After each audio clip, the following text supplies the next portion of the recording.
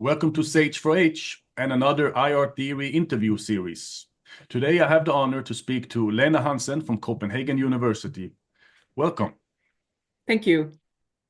It's really nice to have you here, and today we will talk about post-structuralism, a theory that we really haven't talked about yet in Sage for H. So I'm really looking forward to that, and I think the students are also looking forward to that.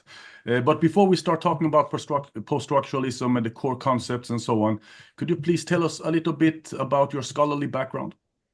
Yeah, thank you very much. I mean, my scholarly background and post-structuralism actually hang together in some profound ways because my first real course in IR as a student was in the fall of 1990, and I had a very charismatic young lecturer by the name of Ole Weaver. And he was an external lecturer, and he was teaching for the first time, and it was a course on French philosophy and IR theory.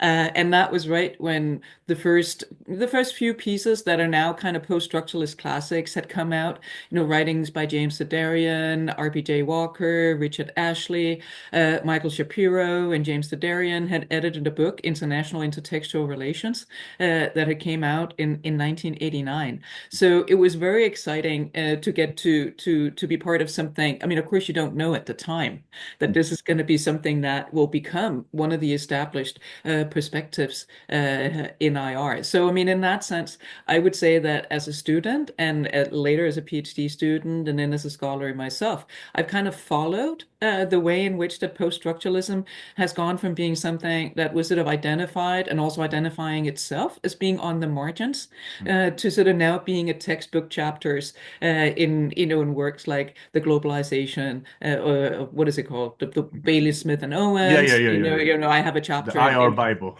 yeah. So I mean, in that sense, that's also been part of my trajectory. After I'd taken that course, I got hired as a student assistant at something called the Copenhagen Peace Research Institute, and I was working for Ole Weaver and Barry Busan, sort of the core of what was called the European Security Group. Jaap de Wilde, who's a co-author to the Security: A New Framework for Analysis from 1998, was also working at the center. So this meant that I also was sort of part of both reading, Ole's early work on post-structuralism, and I was a research assistant on the book on the concept of societal security that some might remember from the 1990s, where that was introduced in a book where very few people can remember the actual title. You can remember the concept, but I brought it out of my identity migration and the new security agenda in Europe, and then also the sort of the presentation of securitization and the development of that as a concept. So I mean that was very important to me because I got to experience through working for these amazing scholars what it was like to do research. And it was a very inclusive environment where I got to sit, with them at the table when Barry Busan came over from London, like every month, every 6 weeks, and then we had like 2-day workshops. I also got to present some of my own kind of, conference papers. I got to go to conferences as a student very early on. It was, I think, sort of early 90s, a little bit more like Wild West than, than it is today, also because the profession is so much bigger. Yeah, yeah. So this meant also that sort of following, the sort of relationships between securitization theory and its relations also to post-structuralism was also kind of, something that I sort of witnessed, kind of with a front seat. I started my PhD in 1994 and was working also continued to work on post-structuralist theory. So I was interested in the sort of the theorization of identity and the importance of what Mike Shapiro in his book from 1988 summed up the politics of representation. So I think if I'm being woken up like in the middle of the night and say like one thing about post-structuralism, it really is the significance of the politics of representation. Uh, that the way in which that meaning is given to, let's say, to wars, are not just objective descriptions, but will come inevitably with particular narratives about what the war is, who are fighting it, and therefore also establishing a way to legitimize policies or call for particular policies to be made possible.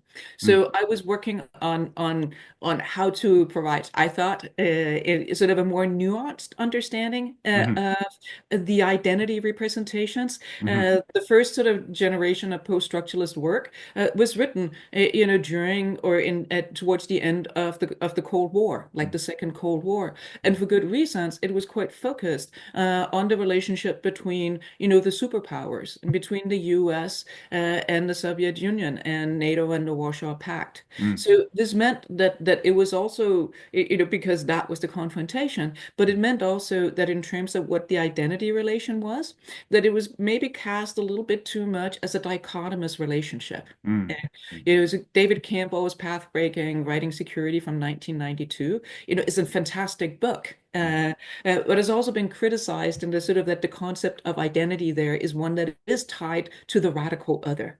mm, Uh, mm, uh, mm, and that can both have, which is not, Campbell's fault, but if that understanding, which might have been historically appropriate mm, to the period that was analyzed, predominantly the Cold War, if mm, that was also taken as a model for understanding the way in which the security politics was unfolding in the 1990s, mhm, where, the dissolution of Yugoslavia, which was a very big thing in terms of European security, very mhm, much kind of formed my generation mm, of scholars.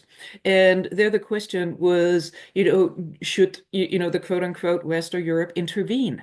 Uh, mm, So exactly. the relationship was not between, a radical other and like the Western South, but the engagement was something that had a more complexity in terms of the relations between the parties. Mm, And the whole concept of humanitarian intervention, mm, later sort of responsibility to protect, created some different policy mm, situations to engage with, but also theoretically called for, kind of working with the concept of identity to kind of be better able to capture something that was not a radical relation. Uh, Interesting. so that was something that was kind of this like sort of point, one of the points of my sort of dissertation that I continued and later on to work in a book called Security as Practice, Discourse Analysis in the Bosnian War. Mm, We sort of continued that and worked on that and that theorization. I could say a little bit more about it in terms of later on. But that was yeah, just to yeah. say that sort of post-structuralism was something that was also kind of central to my PhD. Uh, Mhm, I will also say, though, in terms of scholarly background, that yeah. when I started in '94, the PhD program as such had only just formed at my university a year before. There had Okay. not been like sort of formalized, from sort of American type, PhDs. Mhm. And this meant also that the institution was also kind of, what is a PhD? Yeah, yeah, exactly. And you have to think also that, I mean, it's not like it was the Stone Age, but Yeah, you also have to think like there was no Zoom, right? yeah, yeah, exactly. There Yeah, was no email when I started. yeah, yeah. The sort of, you wrote letters and you put Mm, them in, you put them in the mailbox, and then yeah, they arrived, and an answer arrived months later in your pigeonhole. yeah. So so the way in which that both that networks work, but also how you created institutional learning were Yeah, different. yeah, Uh, yeah. so I had very good support. We all had, very good support for going, abroad. And I spent a year of my PhD studies at Yale, Mm, uh, from the end of okay, '95 to the end of '96, where I worked with Alexander Wendt, okay. Oh, supervisor. just Uh, like Eric Ringmar did at the time, right? yeah, yeah, he'd done Yeah, that before. Eric had been there before me. yeah, yeah. He was there a little bit before you. Yeah, Yeah, yeah, and he yeah, yeah, actually he actually recommended both to me that I asked Alex Wendt if I could work with him, and then he yeah. also recommended to Alex Wendt that he should like work with me. So Yeah, that's good. Okay, I didn't know that. Yeah, it's a so and small that world. Yeah, it's a small world. yeah, And this was before, I mean, Alexander Wendt had written these two, very influential international organizations journal yeah, article, yeah, but he was working on his book, yeah, right? yeah, So I mean, he was famous, but yeah, it was still before he became sort of like, maybe I wouldn't have had the chance to work with him, yeah, yeah, yeah, after yeah. his 1999 book came out. Did you But work with James Scott as well? I'm sorry. Did you work with James Scott as well? No, I didn't. Okay, No, okay, no. I work very specifically okay. with Alex. But I Mm. just wanted to say that one of the things that I think are important, and also maybe to sort of like, students who are watching, your podcast and so Yeah. on, is the sort of that, the way people write. Alex was quite kind of, in some of his writing, very clear on the difference between constructivism as he developed it and Mm. post-structuralism. Hmm. The way you write is not necessarily how you are as a living, human being scholar. Mm. No, no, Yeah, no, no. and Alex was super supportive in terms of supervising my post-structuralism. Like, Yeah, and he never said like, oh, don't you think that, more conventional, it wasn't called conventional then, but yeah, constructivism would be a better take. He was yeah, totally, supervising me in terms of what I wanted to do. And I'm yeah, just saying that because sometimes when this is maybe a post-structuralist thing to say, yeah, people write text, and in that yeah, sense they are yeah, text, but yeah, they're also more than text. yeah, yeah, yeah, yeah, And yeah. and and also I'm not mentioning names, but you might have come across some of those as well. There could also be people who write about inclusivity and Mm. all kinds of good stuff, and then when you meet them, they aren't necessarily so inclusive. Yeah, So yeah, so no, I've I come across that, yeah. yeah. Yeah, So I think also, especially if you're thinking of, yeah, you would like to do a PhD, you have mm, some mobility, who would you like to work with? I yeah, think it's really important that you meet people, yeah, yeah, and that you see them at conferences and so on, mm. because, those two, your text or writing, and how you supervise and so on, they aren't identical. No, no, no, no. Yeah. Yeah, So, but yeah, very so fascinating introduction. I mean, would you like to add more to the scholarly I background? just Yeah, wanted to say that yeah, I handed in my dissertation in yeah, 97, yeah, and then I handed it in on a Friday, and then I was fortunate enough to have got my first position as a researcher at the yeah. Copenhagen Peace Research Institute. Okay. And then I was there for 3 years, and then I got the chance to come back to the university, to the Department of Political Science as an associate professor in 2000. And then I've been here. I made full professor in 2009, Mm. but I've been here like ever since. So Yeah. Yeah, it's a nice place to stay. it's a nice Mm. place to Yeah, stay. I mean, yeah, I'm also just saying that again, yeah, sort of maybe for some of the younger ones that are listening to this. yeah, In certain parts of academia, they're sort of like, you have to have mobility. yeah, yeah, yeah, You have to have shown, a CV where you've been at 5 different institutions before yeah. you're 30. Mm. And it's not that I don't see the point about that. And that, I mean, I've also spent, time abroad, Mm. PhD, and also, later on, I had a 6 months fellowship at NYU in New York when I was Yeah. finished securities practice. So I'm not saying that that's not good, but Mm. there's something about the way in which that sometimes you might hear these sort of advice about how you Mm. should think about the mobility part of your CV Mm. that might fit better in a British or an American Mm. context than Mm. in a Mm. Scandinavian one, Mm. where Mm. Mm. there just aren't that many institutions. Yeah, yeah, exactly. And you might not be able to move to the US for Mm. 3 years. The US might not be interested in you either. Yeah, exactly. Yeah. Because there are also differences in terms of what kind of research is valued in different places. So Mm. I also just want to say that, not because I want to make, a virtue out of my own immobility, Mm. Yeah, yeah, but yeah. the sociology of, Mm. academic environments and hirings and so on, Yeah. they also matter for, for what's possible and how we come to be in the places that we are. Mm. Yeah, no, makes sense. Yeah, a very fascinating intro though to the scholarly background, even though you have been in some sense in one place all the time. I mean, in one city at least. Mm. Because you started out with a very historic time in the beginning of the 1990s. That must have been very interesting to be a student at the very end of the Cold War. And then you also mentioned, if I understand correctly, you were actually part of developing the concept of securitization with Busan and Ulle Wever. I wouldn't say that I was part of developing it. I Okay. would say that I had front row seats. Okay, okay. Yeah, yeah. When And it was developed. Yeah, yeah, yeah. So during the and time of the development, you were there. yeah, yeah, Yeah, yeah, I know giving comments and so on. I can't yeah, remember my comments, so I didn't. yeah, I yeah. think that I think it would be if you're thinking of it as a baseball match, Mm. or as a football match. Yeah. It's a sort of you're watching the players, and then maybe at some point the ball is kicked out to the audience and they throw it back. I think Okay, okay, that's the okay, kind of to okay. stay with the metaphor of having a front row seat.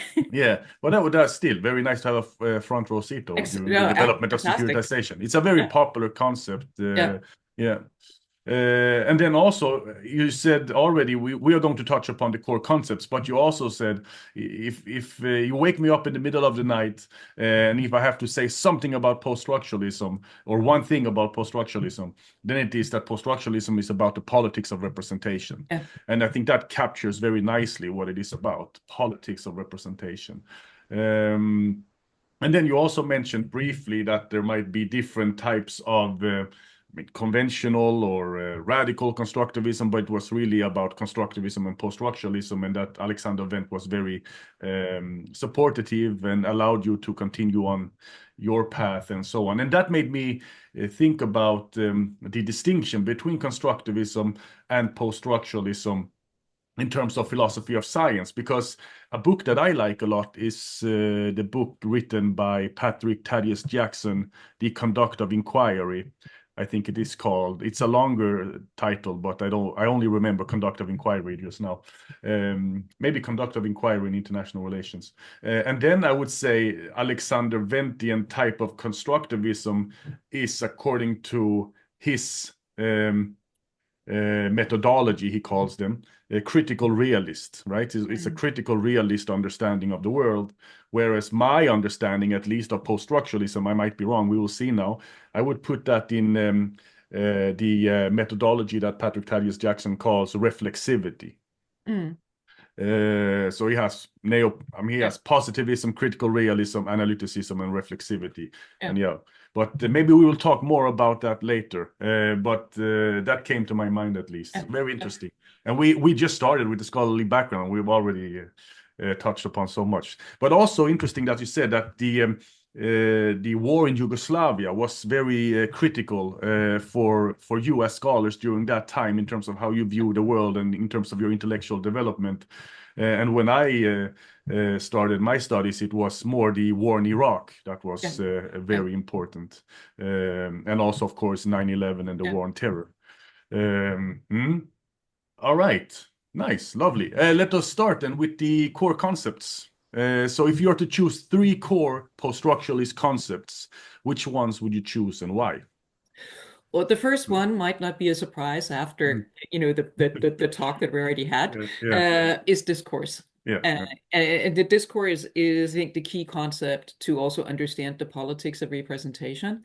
And if we go with Foucault, I mean, sort of the gist of his definition of discourse is the system for the formation of statements. mm, Uh, so what that concept kind of zooms in on, and I'm sort of translating it into IR as well, is mm, first of all that what's being said about say wars, events and so on are significant, right? mm, So at the very kind of basic, what the concept of discourse did for post-structuralism, in IR was to say we have to take language seriously. mm, Uh, so in that sense, and this sort of comes in also in terms of, in contemporary IR with new materialism and what's the role of materiality and so on, is that discourse is the way through which materiality is giving a particular meaning. mm, So in that sense, there's a big difference between, I think, in sort of like I was in some that are looking at rhetoric and looking at discourse. And some people use rhetoric to also capture the materiality, but some don't necessarily. They can look at language just as its thing in its own right. In the humanities, but discourse was a way to say that these are the ways in which that materiality, comes in a particular way. And if we're looking at it in terms of IR post-structuralism, it is the way in which that policies are being constituted in reference to something in a particular way. mm, If I consider use the example that from what I worked on in the 90s and for my dissertation, but also in a later book, the Western policies towards the war in Bosnia. mm, Uh, there were sort of two what I call basic discourses, which would be like the ideal type, kind of, sort of, you could say sort of like the crudest way of looking to a policy debate. Hmm. And then one was that the war in Bosnia was a Balkan War. Hmm. And with that representation came also the sort of concept of ancient hatred that Hmm. was used to just say, like, okay, in the Balkans, they have been fighting each other for at least 500 years. Right. So it's not just that there is like lots of countries go to war, but there's something here which is particular, both that it's hatred, Hmm. right? And it's also that it's ancient. And that representation then also means that it is impossible for the Balkans to fundamentally change their identity. Uh, So this means also there isn't anything, like this is in the Western discourse, there isn't really anything that the West can fundamentally do. They might be able to go in and do something to contain the war, but they cannot fundamentally change this identity because this is something that goes back, for hundreds and hundreds of years. It also means that there is no, when you use like a post-structuralist concept, there is no subject. Like there's nothing there to whom the West has a normative responsibility. Right? So this might mean that you can both think that it was a Balkan War, and there were some in terms of policy that would say, okay, we got to contain this, so we got to have some troops stationed, some peacekeepers in Macedonia. Right, to prevent the war in Bosnia from spilling over. And if Macedonia comes in, then maybe that can also bring in Greece, and Greece is a NATO country and so on. So you had that representation of the war as a Balkan war that was also, and this is sort of how I developed the theorization of representations of identity to say that it has a spatial, like the Balkan has a particular spatial, parameters around it. Hmm. There's a temple. They're situated in a particular place and time. Like, what happened, they ancient and they can't change, right? Hmm. So there's a double kind of sort of, in terms of time that they're both different and they're unable to change. And then in terms of the normative, that does not arise. So in that sense, and when there is a normative responsibility, it is one that is towards, the West itself. To not putting troops in harm's way. So there was a wide resistance to actually militarily engage in the Bosnian War. Uh, Even from those who were in an American context that were arguing that something should be done. Like so this is just to sort of say that we're talking about representations. We're talking about a representation in terms of spatial representation, temporal representation, and ethical representation. So to contrast the Balkan representation, the sort of competing representation was that the war was a genocide. Hmm. And if you think of that, then maybe it's easiest to start with the normative implications because a genocide, that is something that, going to the Genocide Convention, and it was made after the end of World War II, is something that is so profoundly dramatic that it calls for others to step in. Right. So this is also, you would see politicians will often be, quite cautious to describe something as a genocide, unless they already made policy decisions about, how they should engage. Hmm. Uh, So with the genocide representation, you no longer had the Balkans that had been fighting each other, for ancient years. Then you had, that this was a modern conflict, that it was something that had a more complicated set of parties, the Bosnian government, the Bosnian Serbs, but also Serbia itself. Okay. And that therefore there was a difference, both in terms of like there are multiple spaces rather than just this is Balkan. Right? Hmm. And also therefore that they were no longer these sort of this backward part of Europe. Uh, but that there were different, identities attached to the Bosnian government, to the Bosnian subject, and to Serbia.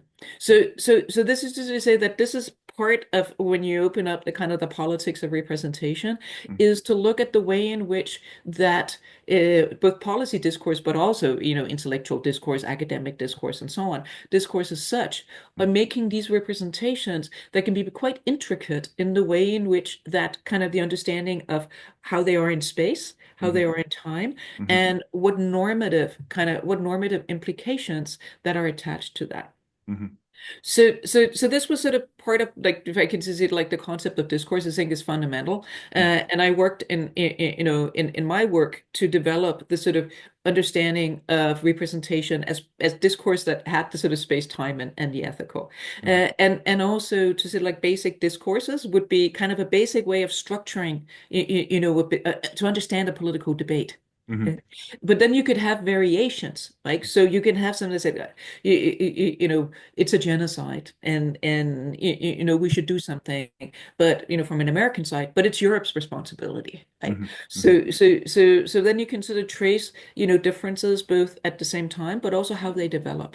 Right. Mm-hmm. So Mm-hmm. one of the things here, and that's one of the ways in which materiality comes in, is I think when you're looking at, to me, it always makes sense to have a comparative aspect when you're working with politics of representation, because you want to see how something is constituted differently, either by different countries or within a country, Mm-hmm. or how they develop over time. So just to continue with the example of Bosnia, but something you can find in almost any conflict, there were some dramatic, massacres also before Srebrenica in 1995, which became the one that really kind of, triggered a Western, intervention. Mm-hmm. But you had people being killed, in massacres where there was a bombing of market squares and so on, which are very material. Mm-hmm. So then they're going to, how is that addressed in discourse? Like, Mm-hmm. and you would think that, oh, now you have 100 people that were killed. This must show that this is a genocide. Mm-hmm. Right? Um, but there were people who were arguing within the Balkan discourse who were saying, like, yeah, we recognize, like this definitely happened and it's awful and it's tragic and so on. But this is, I'm putting it crudely, but this is what happens in the Balkans. Mm-hmm. Right. Mm-hmm. So the question here, when you're working with this as a theoretical kind of framework, is also to look at how are potential material challenges. Mm-hmm.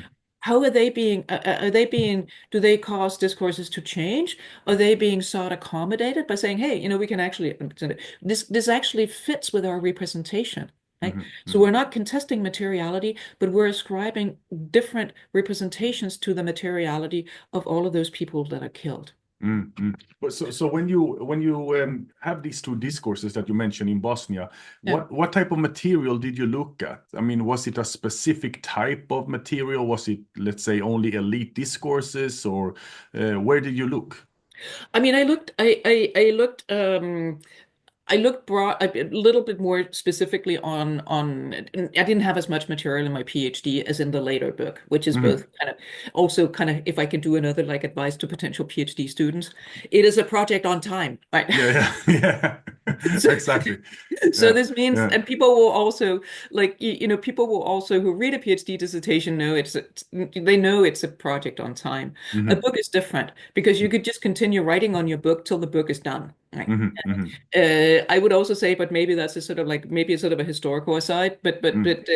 When I wrote my PhD in the middle of the 1990s, you did not have things online like you do today. Yeah, yeah. You had to go into places, you had to see if you can get, to archives and so on. So the question of getting, text to work on or any other kind of data was just it's so much more difficult. Mm. And I think that's also, it's important also when you're reading, which would now be historical work, to have that as a certain sense, like, that the work that is being done is also a product of the availability of data Mm. in its own time. Mm. This is both a question of data, but it's also a question to also reflect on what you're saying. It's also a question of the communicative terrain are different. Right? Mm. It's different today to follow what goes on in Gaza or in Ukraine Mm. than it was when you're following what went on in the former Yugos in Bosnia, Croatia, and so on in Mm. the first half of the 1990s. Mm. Like Mm. there were no social media. Like, Mm. there were no there were dissident or critical voices, but they didn't have the social media terrain through which they could mobilize as they do today. Mm. So this means also that there'll always be like these sort of contextual aspects that go into both what's possible, but also touches something about the ability to disseminate. Of course. And it also says something about the possibility to mobilize, Mm, right? mm, And it also says something about, which is something like James Tadarian has worked, a lot on using Virilio, something about speed. mm, What's the speed with which, representations can circulate, mhm, right? mhm, And come to also to potentially add a pressure to foreign policy makers. mm, So I would say, but when I worked on the when I worked for the book, because it was still, I was doing that in the mid 2000s, mm, but it was still looking at data, from, the war and immediately thereafter. mm. It was definitely, I mean, I looked at, debates in the US Senate and the Okay. British House of Commons, Mm, all the top politicians, in the West, I read academic literature mm, also through the lens of a politics of representation. mm, mm, I also looked, at kind of more untraditional material. I looked at mhm, memoirs of those who've been peace negotiators, mm, and we also looked at travel writing, because mm, travel writing, some key travel, writing works were being it became kind of key text in the debate because mm, they were being made to speak to the war in Bosnia. There mhm, was one, Rebecca West, called Black Lamb and Grey Falcon, written in 1940 and 1941. mhm, mhm, It mhm, was being pointed to as like, this is the way you should understand the Balkans. And mm, Richard Holbrooke, who was key to brokering the peace agreement in Dayton, and had a mhm. whole section on that book in his book. So Okay. so so this is just to sort of to sort of say that in that sense there was quite a wide variety of sources, Mm. which also then goes into my second concept, actually, if I Yeah, can bring yeah. that Yeah, of course, of course. Yeah, yeah. That's in now. go on. which is Yeah. which is a concept of intertextuality, Okay. which comes from Julia Kristeva, literary writer, semiotic, theoretician, and her concept, which is also a key classical, post-structuralist concept, is that any text is always unique in itself. Mm, Like there's always, even if a text is quoted in full inside another text, it's always unique. But there's also always an intertextuality through which that text is made possible. Right? So a text is always referring to other text, even though it doesn't like literally refer to it. mhm, And so what that concept does is to sort of, find a way both to think about, how is it that the text that I'm working on, how is that part of our larger, textual terrain? mhm, Uh, so if I can give an example from that was some of the first things I looked at when I started as a PhD student. I was looking at official communiques from NATO in the late 80s, early mhm, 90s. And I was struck by, in those sort of communiques, which is like the official kind of, statements, there was virtually nothing about the Soviet Union. mm, Like, so if you didn't know better, you'd think that, oh, like NATO is not about the Soviet Union, mm. Yeah. which would be strange, right? If you Yeah. had a little bit of a so in that sense, it did not have to be referred to, because that was so, widespread an understanding, within the intertextuality of the time. But Mm, also, it's also something about diplomatic language where, you aren't necessarily, explicitly addressing everything that you possibly could, mm, right? Which is also like language in general. Like mm, there are lots of things you don't say, mm, because you're taking it as assumed, by the audience that you're speaking to. So what the sort of concept of intertextuality, also opens up to, and that's kind of, where I would weave in with what you're saying, is it also opens up kind of methodologically to say, mm. to say, sort of cast the net more widely than Yeah. to look at official policy speak. Because if there is, in this case, travel writing that are Mhm, constituted as being important, sources of legitimating, mhm, American foreign policy decisions, mhm, then, that calls for, you to read that, mhm, and also to read it, critically. mhm, Uh, so the point here was also and it's one of the things that I work with was that, you often sort of start with this kind of intertextual textual analysis. You come across like, this is a reading of Rebecca West, Black Lamb and Grey Falcon. right? And then there was a reading of that in another travelogue, which was it became a very, famous text in the 90s by somebody called Robert Kaplan, who's a Hmm. journalist writer, uh, Hmm. called Balkan Ghosts. And and so you're reading that, and then you're reading how are they being read? So Hmm. there was a whole story about how Bill Clinton, American president, when he became president in 1993, Hmm. that he did not intervene, even though he'd made gestures towards a more, proactive American policy, Yeah. uh, because he'd read, Balkan Ghost, and Yeah. then Yeah. he realized it was ancient hatred, right? Hmm. Hmm. So whether whether that was actually true or not is less important than Hmm. that account of what he did and how he read that book, gets to have, that has a significance in its own right. Hmm. Then, as doing an intertextual analysis, then you go and then you actually read the text that are being, that are being constituted as having said these things. Hmm. And and of course you might find that, oh yeah, people are giving this super accurate account, but that's there would always be sort of Christopher, there would always be something in the process of citation. Hmm. Where you're not reproducing the text in full. And Hmm. Rebecca Best's work was, I think, 1,150 pages. So I mean, Wow. I don't think very many people I read it. Hmm.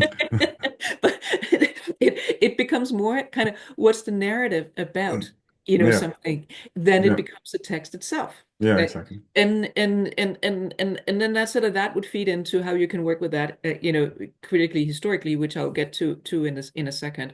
But I think also the concept of intertextuality Mm. also then I worked a lot on visual representations, and so the Mhm. politics of visual representation specifically, in the last, just over a decade.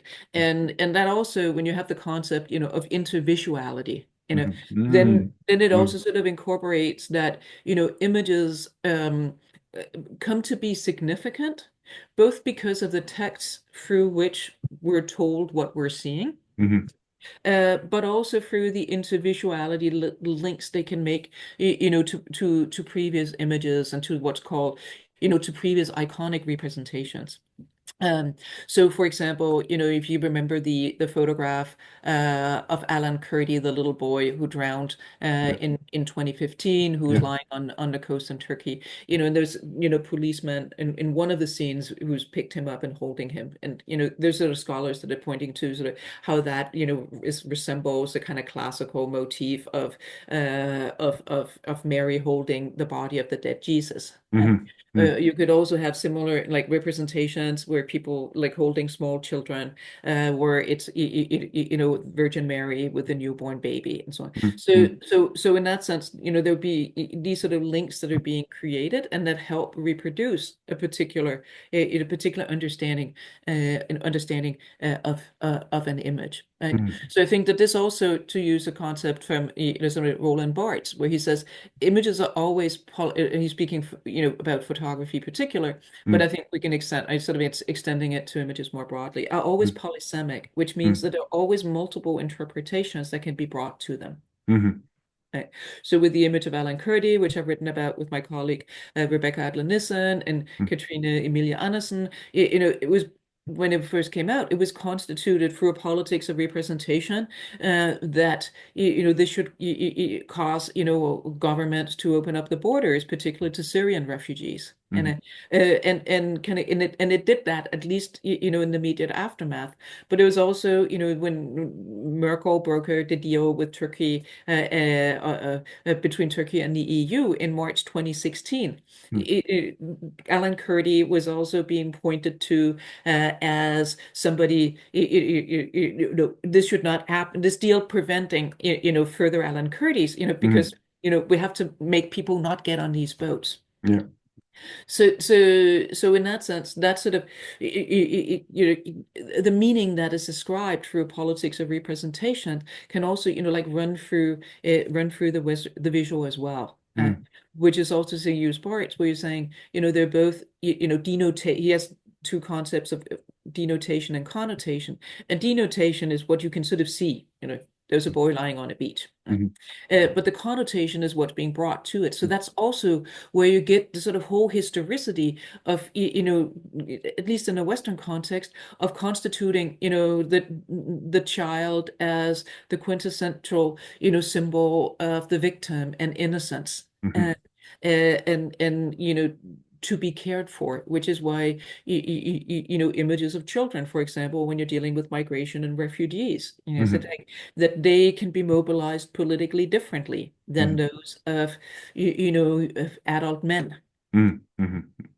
Um, just one final thing Mhm. about intertextuality, which is Mhm. something it's not super key to my work, but it's been an important part of IR, is Mhm. that it's also opened up to look at popular culture. Yeah.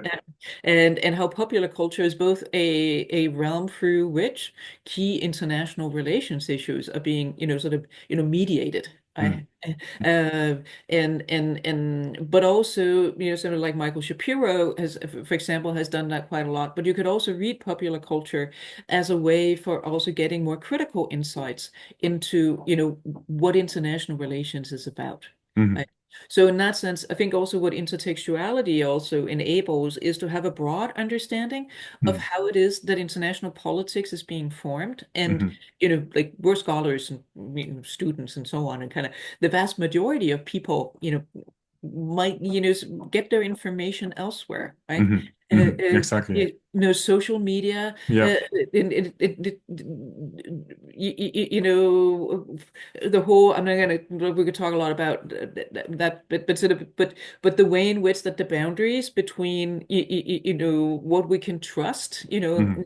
information and disinformation and the mobility. I mean, of course, with Trump, like, is he acting now as as a president, also based on him as being in The Apprentice and Mhm. Yeah. Exactly. reality TV shows and so on. So I Mhm. think that that's also, I think that post-structuralists in the late 80s and early 90s were also significant for opening up the different ways in which that foreign international politics gets formed, Mhm. for larger audiences too. Yeah, and also very interesting with the concept of intervisuality, Yeah, um, especially in an age like you mentioned with social media yeah, and memes. yeah, Memes have become such a, I mean, big thing for yeah, everyday people to consume on their social media, and yes, yes, and they mean something politically for IR as well. It's yeah. very interesting. So, have you studied that? Have you written articles about that? There's some of where memes are kind of a part of it. Yeah. I think that there's sort of two things in terms of I've worked more on kind of, let's say, sort of more traditional concept of the icon, like the Mm. iconic image. Yeah. And there's some iconic images are also being kind of mimified. Yeah. Yeah. Yeah. Yeah. And some memes also become iconic.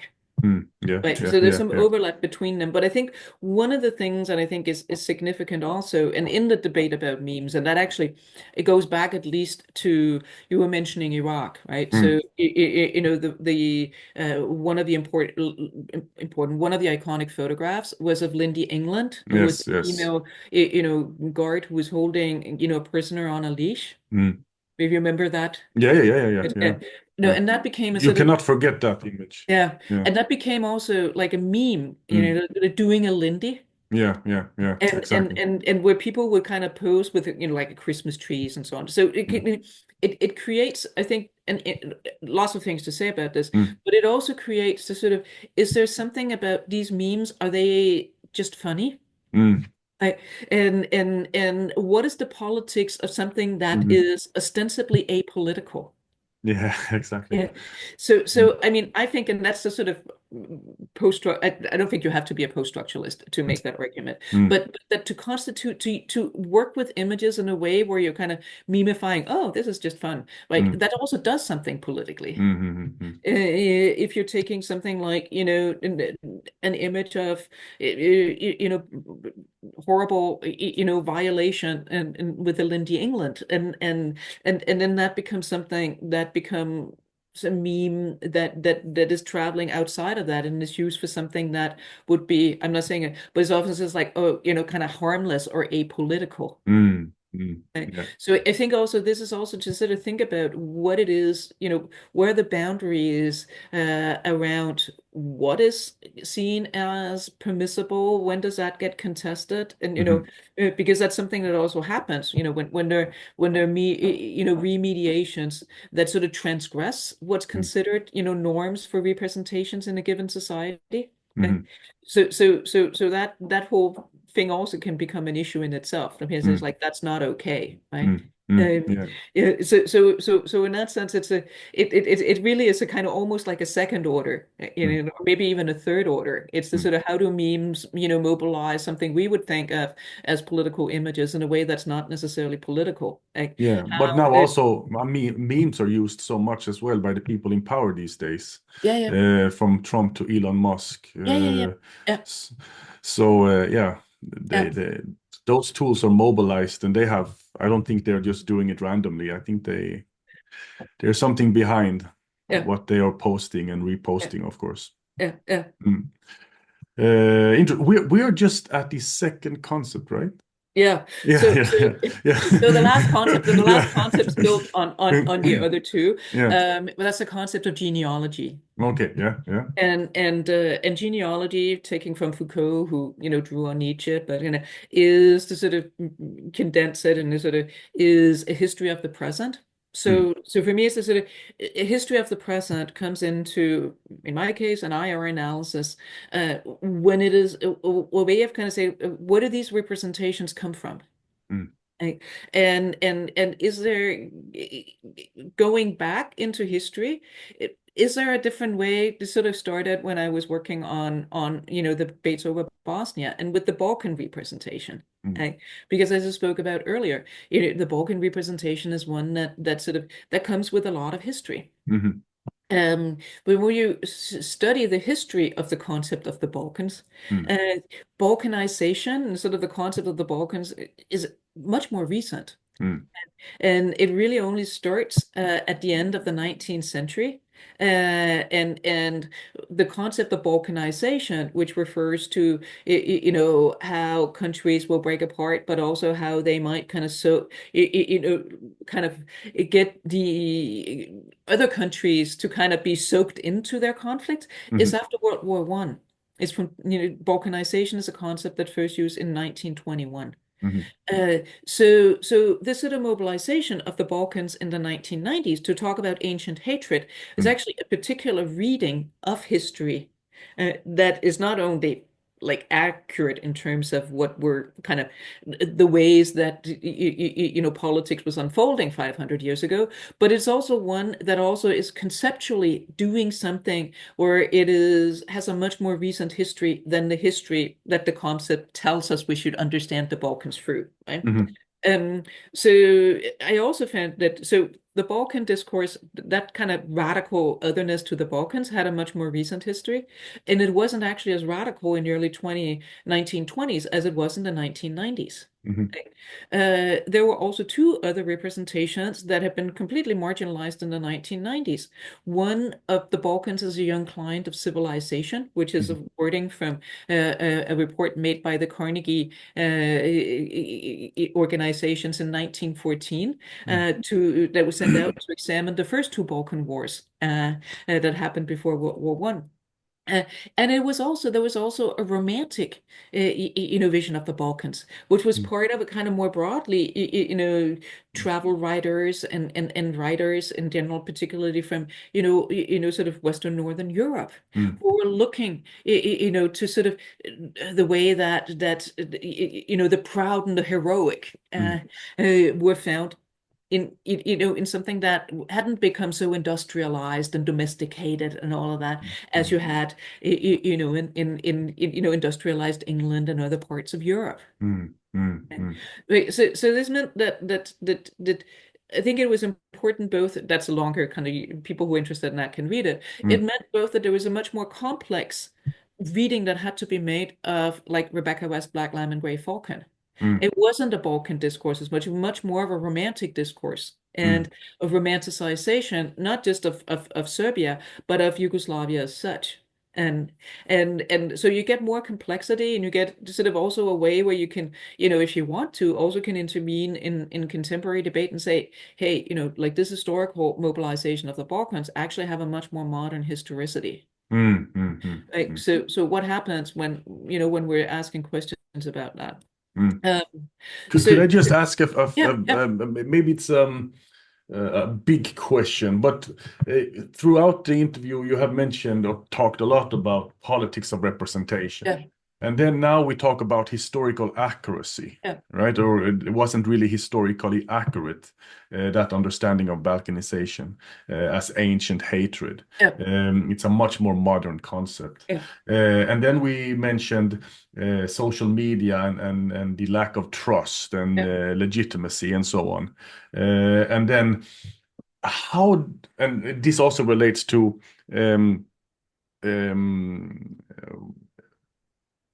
discussions about truth. What would you make of truth? And how is post-structuralism dealing with truth? Because from a mind word dualist perspective, it's relatively easy for them because they think that there is such a Yeah. thing as an external world existing out there in objective terms. And the best concept is the concept that corresponds to that Yeah, existing objective material, yeah, reality out there. yeah, Um, yeah, but given all of these concepts that you have touched upon yeah. and the issue or the concept of truth, really, how does a post-structuralist deal with that? Well, I mean, then it's a sort of, I feel Foucault here, right? Yeah. Again, because I mean, that's the other, like, we had the concept of discourse and genealogy, because Mm, Foucault wrote a lot about, the formation of knowledge. mm. So in that sense, and there's sort of some of the early criticism of post-structuralism was, oh, you're sort of, you can't say anything because everything is equally true or not, Yeah, right? exactly. Yeah. So Um, how do you attack those critics, so to speak? well, I think, I mean, one of one of the ways to engage with that is to sort of shift the terrain. Right. So the question is not whether something is true or not, but the question of what are the different discourses of truthness. Mm, Right. What is it? How a different so a different what Foucault would say, what are different what are the different I would say sort of epistemic regimes that are being constituted as significant, right? So if you're taking the example of the mm, Balkan discourse, why is it that history is so important? mm, Right. So that would be that is a kind of a deeper kind of question to ask rather than whether, what's the concept of the Balkans? Like what's mm, the historicity around that? mm, Even let's just say that people had been like it's a sort of it makes a past history significant in its own right, in a way that both makes it kind of easier not to justify a policy of non-intervention through through other ways of justifying that. mm, mm, So you're creating sort of a historic history as a terrain upon which, decision gets made. mm.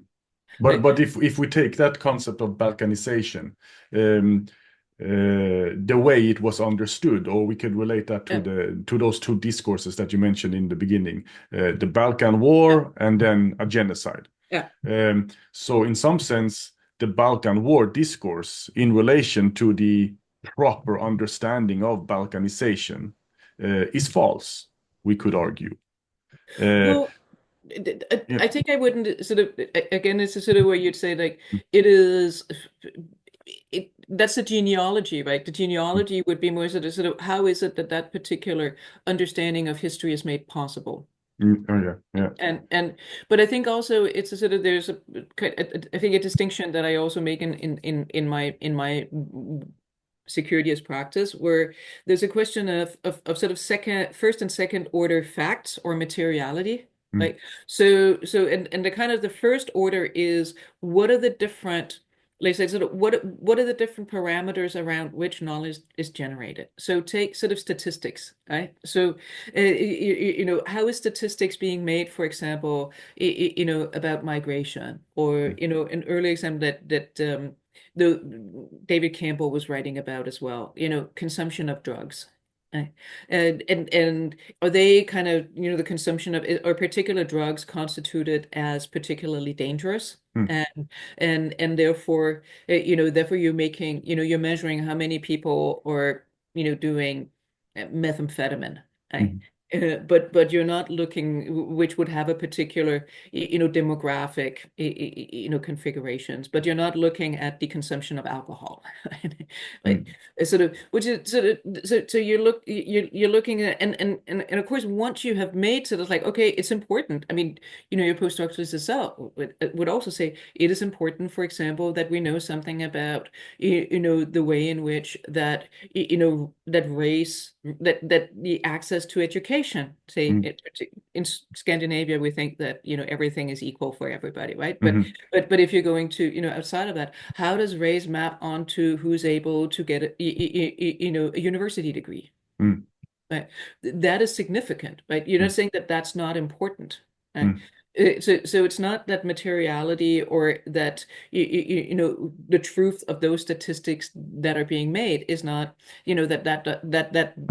that you say like that's not relevant, or look to mm, climate change and so on. Like so to say that you're concerned with, or that you're focusing also, how is it that different ways of reasoning through different forms of knowledge, right? It's not to say that you also don't look at how is it that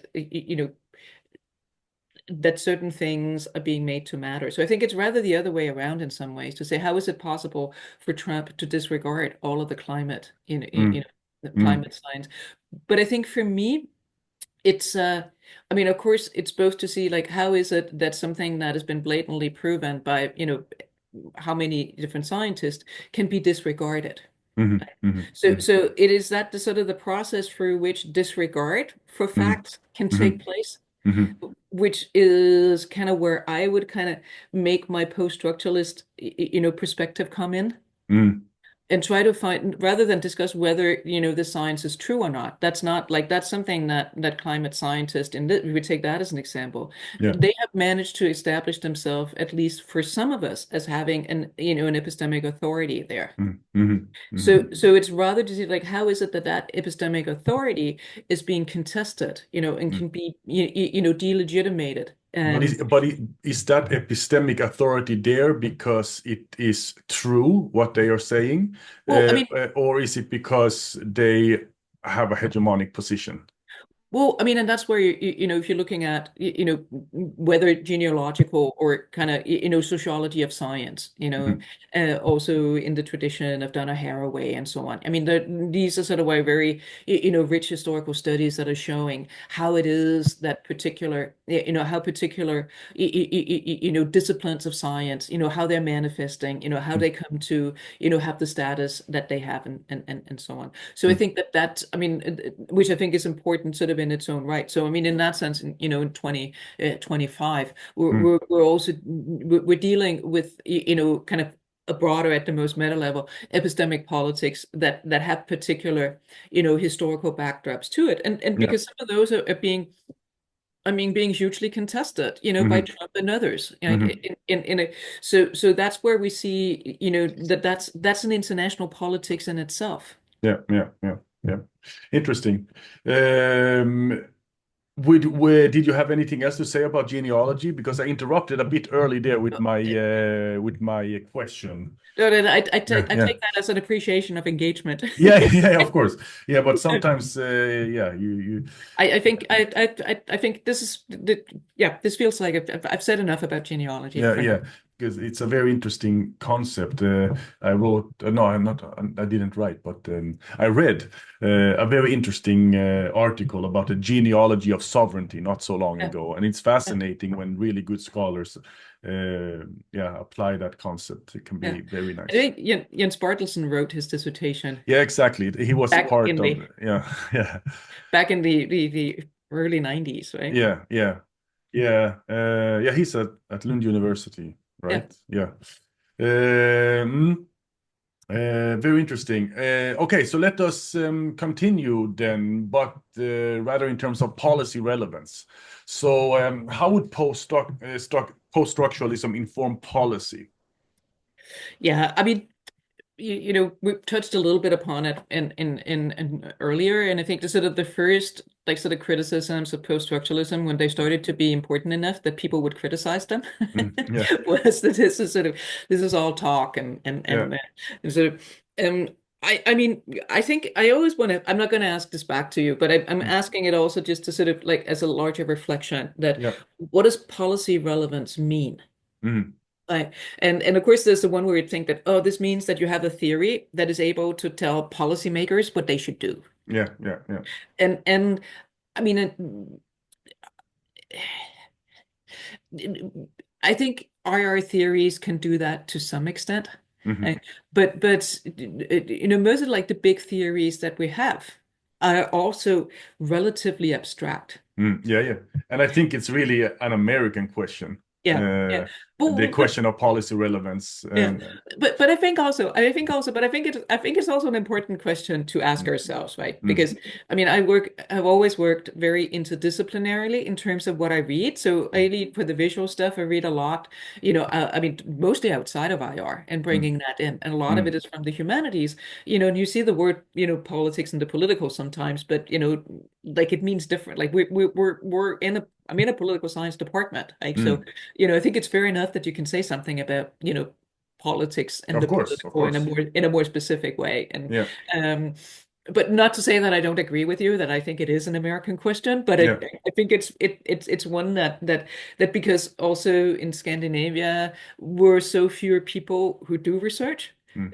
that we're also being asked by media and politicians to speak to policy. Oh, yeah, of course. I mean, if you Yeah, look at Swedish television, they always yeah, have a political scientist there yeah, or yeah. another expert there, and they Yeah. demand the policy advice, right? Yeah. Mm, So I think, I mean, if I'm going to say something, kind of substantial that follows mm, on from what I've been saying, um, I think the politics of representation would be so that the policy relevance is the choice of ways to represent, matters. mm, So in that sense, I'm sort of saying like as if I was, working in the Ministry of Foreign Affairs. mm, The people who work on this, I mean, they know that. They might mm, not necessarily put it in the theoretical words that I just did, mm, unless they've taken my classes, which mm. a number of them who now work there have, right? Yeah.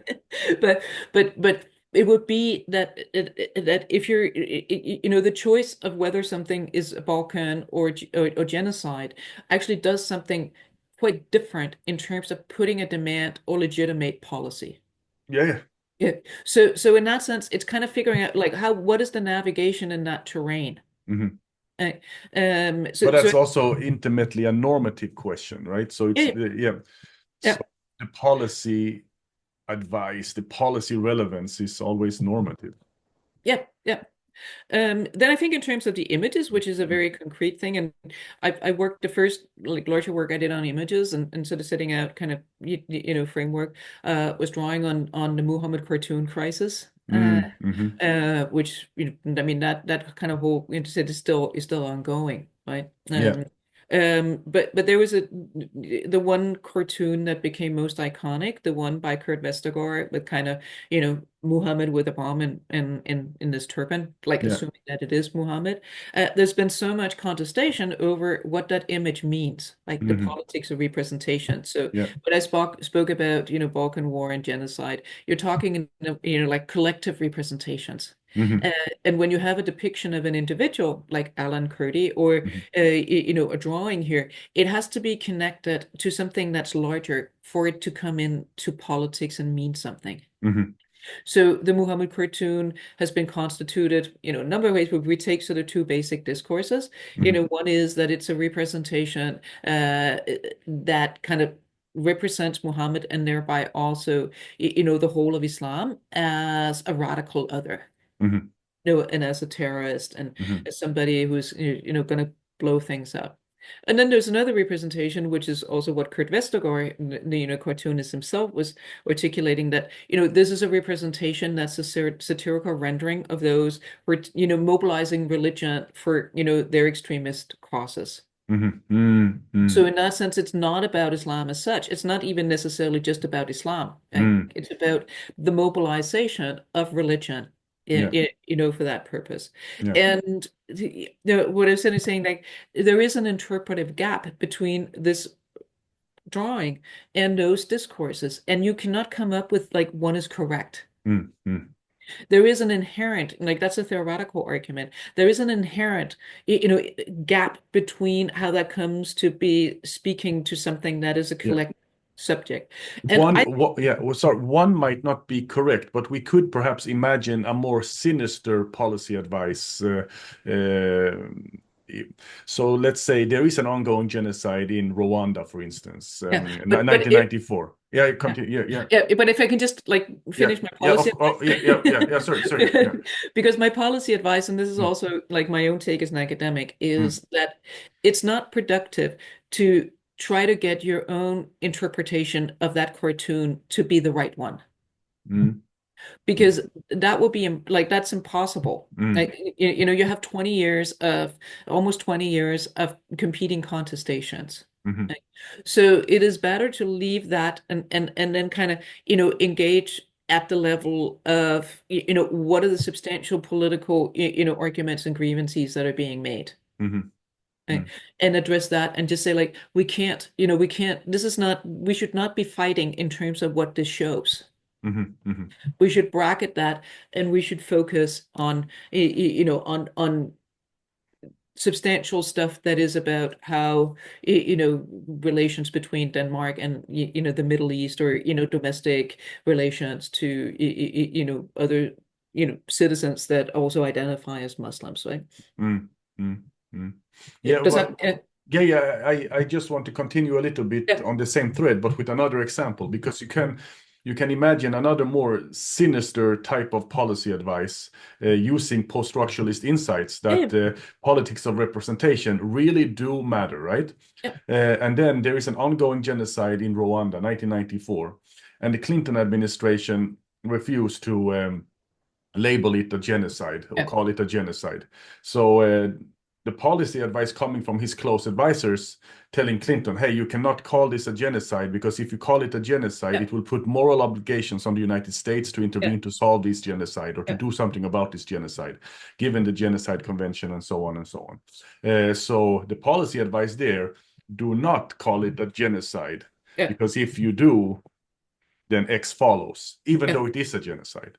So in some sense, yeah, that might be more of a sinister way of looking at it, but it can be used both ways, so to speak. Well, and I think, but this is sort of And the where, correct thing here, that's what I wanted to say. The correct thing there would be to say that it is a genocide, because it actually is a genocide going on. That would be the correct policy advice in that sense.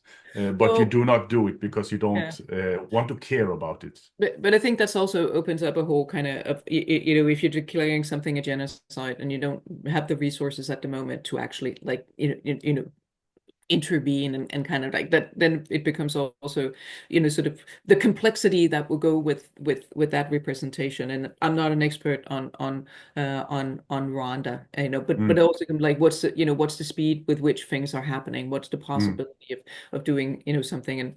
And so I think that maybe there's like, or not maybe, but the complexity of the actual decisions. mm, But I think, but you're pointing to, is right, that I mm, think that if you're sort of taking these things about like post-structuralism and without a personal ethics, mhm.